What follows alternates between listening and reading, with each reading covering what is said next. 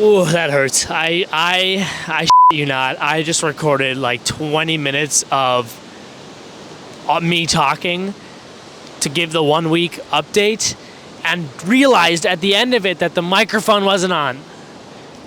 Oh, that hurts. I'm this close to the camera because it is the end of week 1. I've been to Ohio, Michigan, Pennsylvania, New York, Vermont, New Hampshire, and right now I am at the Atlantic Ocean in Maine. I've talked to and photographed 78 strangers who gave me their life advice, and that does not include the many rejections that I've had. If you include those, it's probably close to 100 strangers I've talked to so far. The majority of people are into the idea of the project. Some people don't feel as comfortable, and I understand. I have already driven over 1,200 miles to get to everywhere that I've been, which is, I think that means I've been in my car for more than 20 hours, at least. I've slept in my car for a total of 4 nights so far. Yep, this is what it looks like.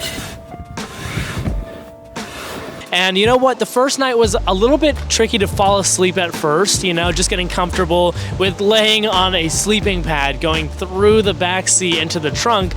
But day 2 was a lot easier, and day 3 was fine. And honestly, at the end of day 4, I don't know whether it was the pollen in my eyes or just being really, really tired. But at the end of day 4, I didn't even change into my pajamas. I just fell right asleep right there in the driver's seat at a rest area, obviously.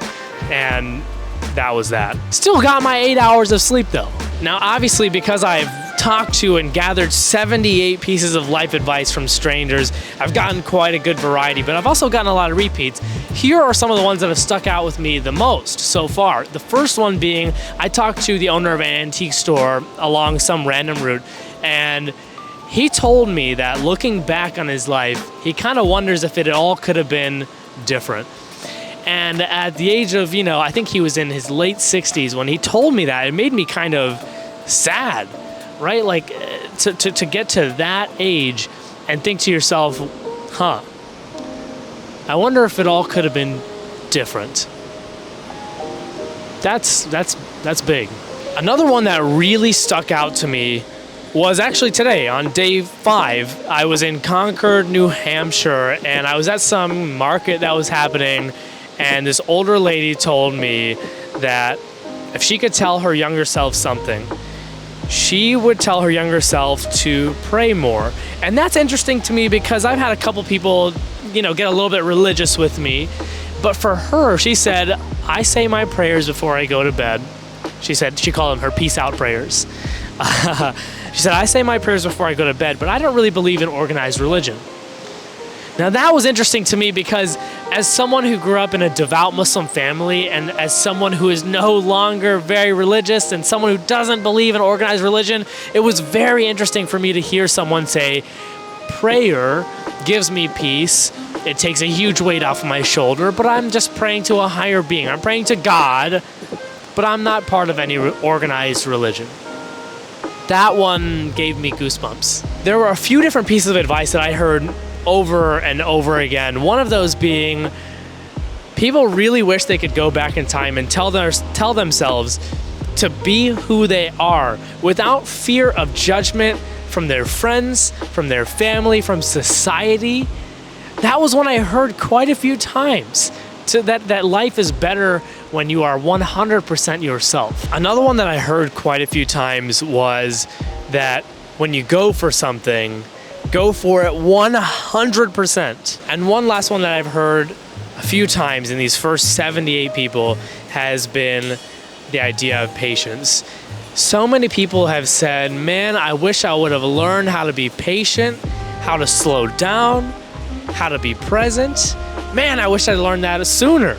Other highlights include the many different kind of Forrest Gump style bench conversations I had with people where I was just sitting there, but instead of me telling them my life story, they were kind of telling me their life story. Now, I got a couple of those on video.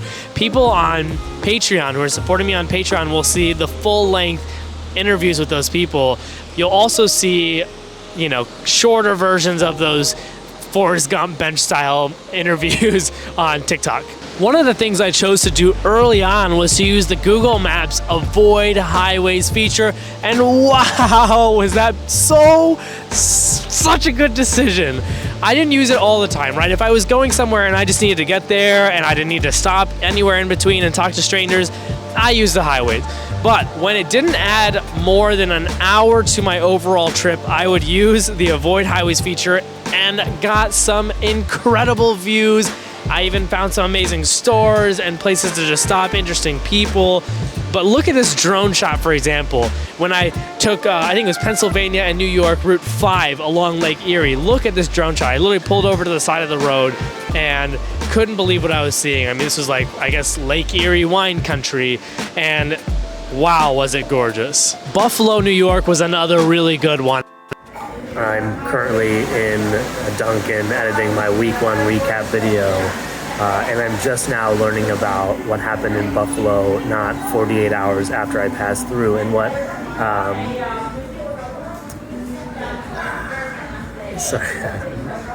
what makes me so sad about that. Little one, just make one snack you made, and I gotta avoid this. I just need one, not two. No, I typed 2 over here. What makes me so sad about that is that I went to Buffalo and felt more comfortable because of the fact that there were more black. I felt more comfortable because I noticed there were more black folks there. And someone else had the complete opposite idea. That because there were more black folks in Buffalo, that he would go there and cause so much chaos, destruction, and murder. I'm just thinking about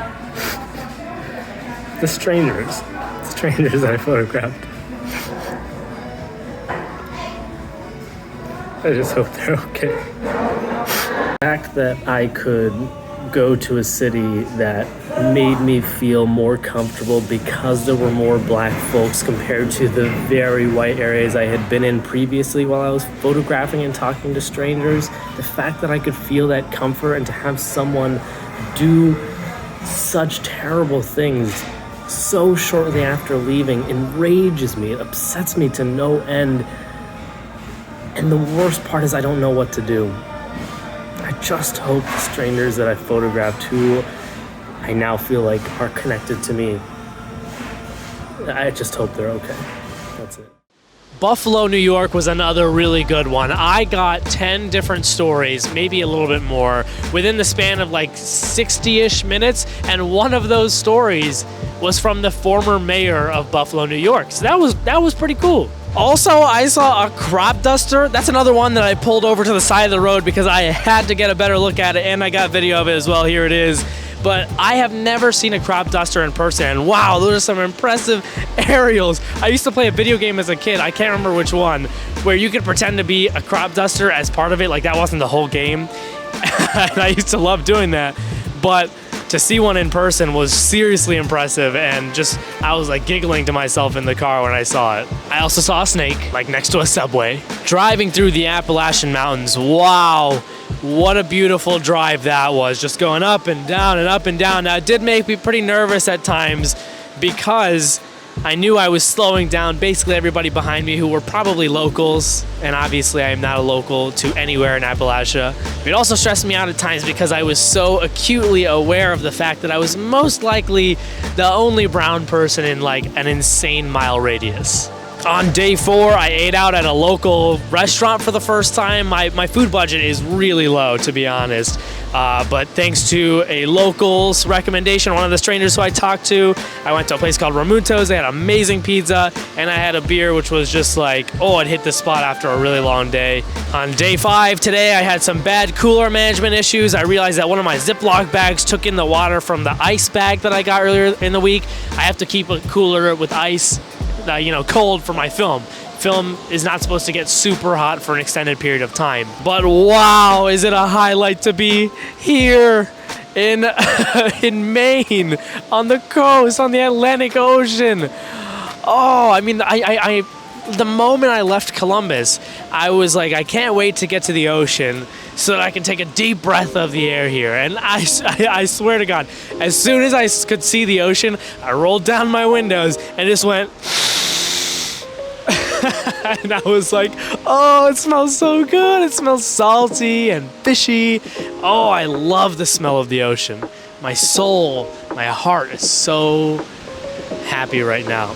So that's week 1 in a nutshell, and it's been insane. If it's been this good already, I really cannot imagine how the rest of the journey is gonna go. I have mostly felt good about everything. I've gotten a little nervous and scared in various parts or at various times, but that's part of the journey, is moving past that, persevering and making it happen. I want to give a huge shout out to my Patreon supporters for supporting me financially, emotionally, spiritually even on this journey. And your reward is, it's a lot of different things. You're getting a lot more content, right? You're getting a ton of photos from behind the scenes. You're getting videos, like full-length videos from behind the scenes. You're getting my musings. I've got a lot of time to think on this journey, being in the car for like 7 to 8 hours a day. And I don't listen to podcasts or audiobooks or any of that. I just listen to music that reminds me of my childhood, and I think. And so as a Patreon supporter, you're getting a lot of that. And of course, at the end of it all, you'll also get these one-of-one prints of these photos, meaning you'll be the only owner in the world of some of these photos. And then you'll also, if you're one of those super happy Ultra Time VIP supporters, you'll get one of 25 hardcover tell-all full book. And I do plan to turn this project into most likely like a mass-produced book. So, if you can't afford to pay $50 a month, which is understandable, you can be on the lookout and anticipate that you will be able to get a book of this project in the future. But that's it for week 1 for now. Stay tuned for next week's week 2 update as I head down the East Coast. I think it's going to be really interesting to see the difference between the advice I got in the Midwest and Northeast compared to the advice I get along the East Coast, and you'll get to hear all about it. Thanks so much for watching. I will see you in the next update.